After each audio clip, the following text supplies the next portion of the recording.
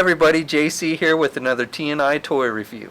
And today's review is in association with MarvelousNews.com, your #1 news source for everything Marvel.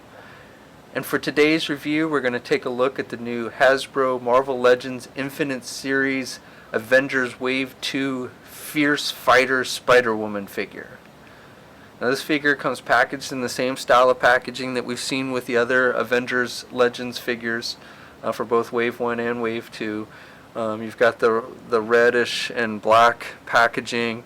Up at the top it tells us that this is the Thanos. Thanos is the Build-A-Figure for this assortment. You've got the Marvel Comics logo, and then underneath the figure's clearly displayed in the window box packaging along with the accessories. Then down below we have the Marvel Legends Infinite Series logo, and then it says Fierce Fighters in multiple languages. This is a swap figure in this wave, so basically both this figure and Hellcat come in the same kind of packaging. So on one side we have art for Spider-Woman, and then on the other side we have art for Hellcat. And then on the back we again have the Marvel Legends logo, the Marvel Comics logo, the Fierce Fighters name, and then pictures of both figures, Spider-Woman and Hellcat. And then a little brief bio for the Fierce Fighters. Fierce combat skills are unleashed when these heroes spring into action. And then down below it shows us the other figures in this wave, and it shows us which figure has which part for the Thanos Build-A-Figure. So Spider-Woman here has Thanos' left arm and his head. Okay, so let's get this figure open and take a look at what's inside. Okay, so here's a look at the figure outside of the packaging along with the accessories that come with this figure. So she comes with two Thanos Build-A-Figure pieces, the head for the figure, and I think that's come out looking really good. I really like the sculpting on the face with the little pits and everything on his skin. And then his left arm, which does have hinge wrist joints. And we'll look closer at this when we have all the Build-A-Figure pieces together, and we'll put it together and take a look at the Thanos figure in its own review. So besides the Thanos Build-A-Figure pieces, she also comes with these winged webbed accessory pieces that fit on her arms that you often see her sporting in the comic books. So she comes with a set that's open for like flight poses or gliding. And they're made with just a translucent kind of white plastic, and they've got some nice sculpting on the wings to give it that webbed look. Now I will say on the open pair that they have a tendency, at least on my figure, to fall off very easily if you start moving the arms around.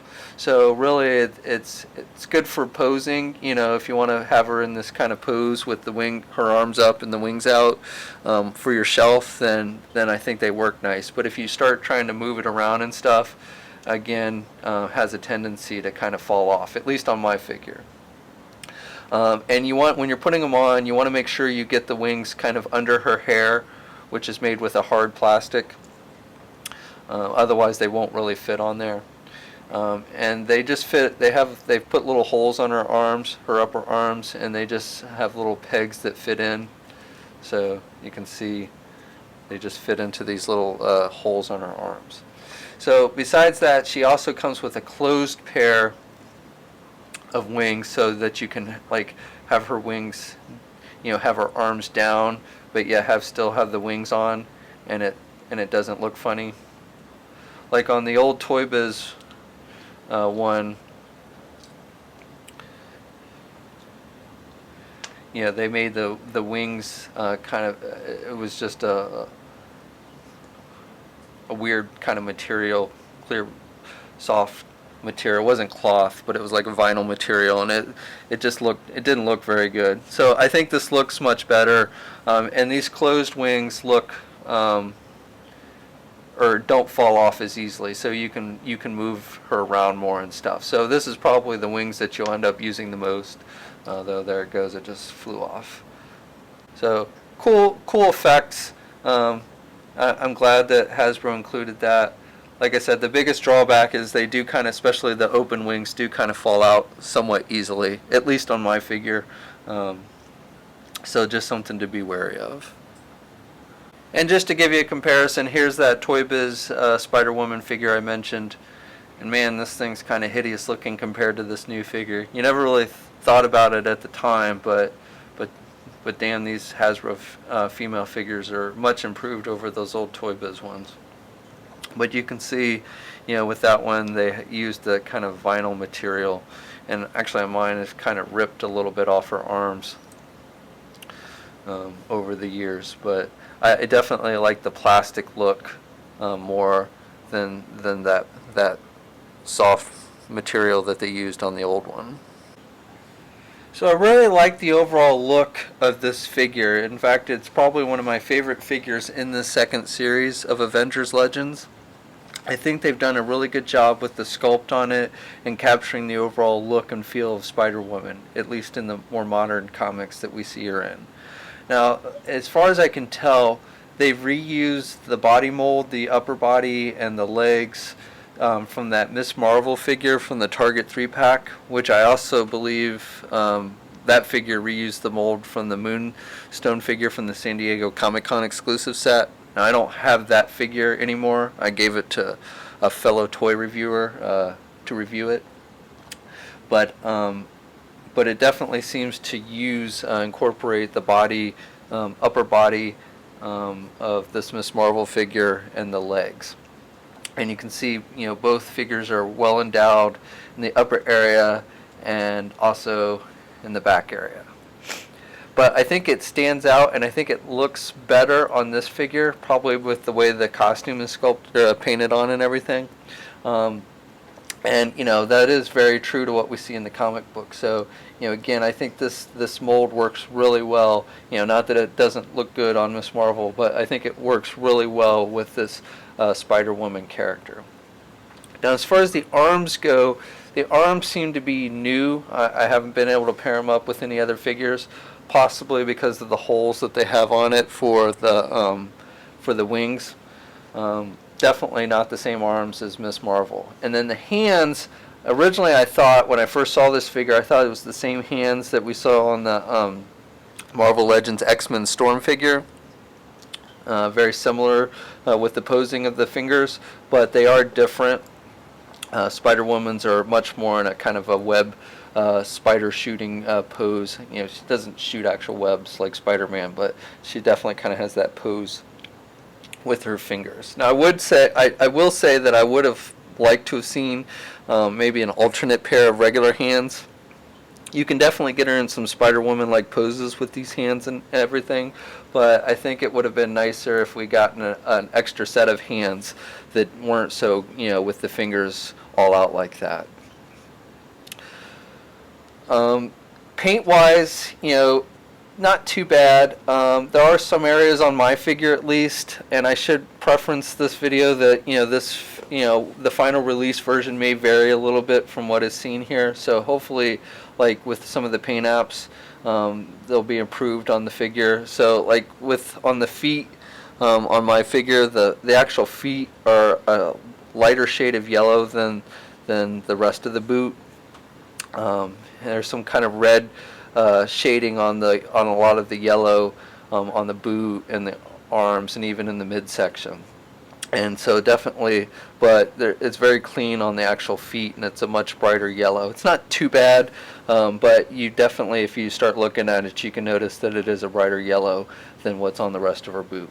But hopefully on the final release version, that won't be quite an issue. Otherwise, with the paint, no real problems.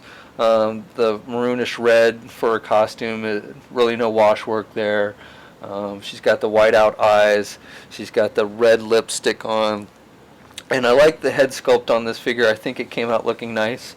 I don't think this is a reused head sculpt. I think it is new, though I won't swear to that. And I'm sure if it is reused, one of you will point out from what figure it is. But I think it is new. I haven't been able to match it up with any other female figures to date.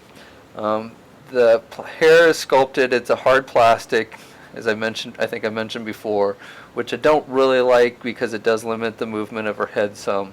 But it looks good on the figure. I just wish they'd used a more flexible type plastic there. So the figure stands just a little bit over 6 inches tall.